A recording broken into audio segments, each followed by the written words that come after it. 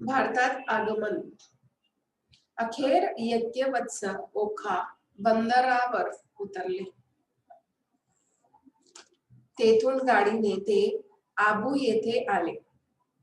आबू पर्वत ऋषीमुनींची तपोभूमी म्हणून प्रसिद्ध आहे.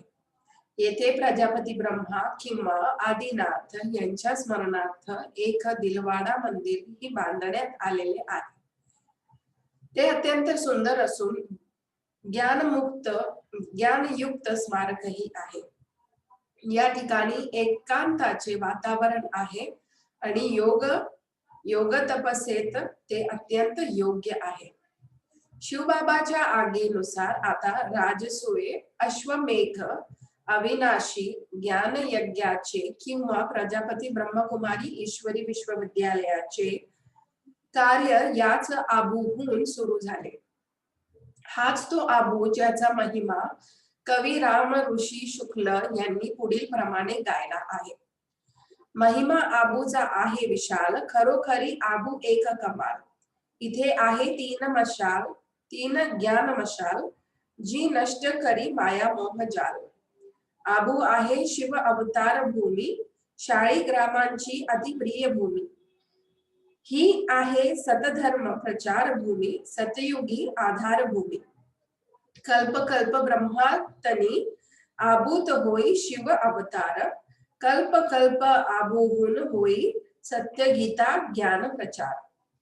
ज्याने ज्ञान हे ना जाणले, शिवास आपुला बाप न मानले, आत्म्यास ना नीट ओळखले, सृष्टी चक्राचे मर्म न जाणले.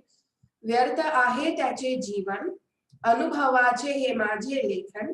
ऐकले काही त्याची ऐकवितो, पाहिले काही त्याची लिहितो.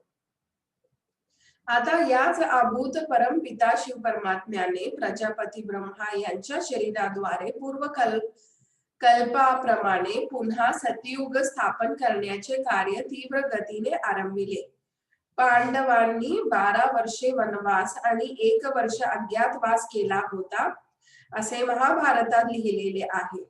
सिंध मध्ये 13 वर्षांपैकी पहिली 12 वर्षे आपल्या वसतिगृहात लोकांपासून वेगळे आणि नंतर 1 वर्ष त्याच लोकांच्या कुदृष्टीपासून अज्ञात राहून या अहिंसक पांडवांनी किंवा शिवशक्तींनी कठोर तपस्या केली.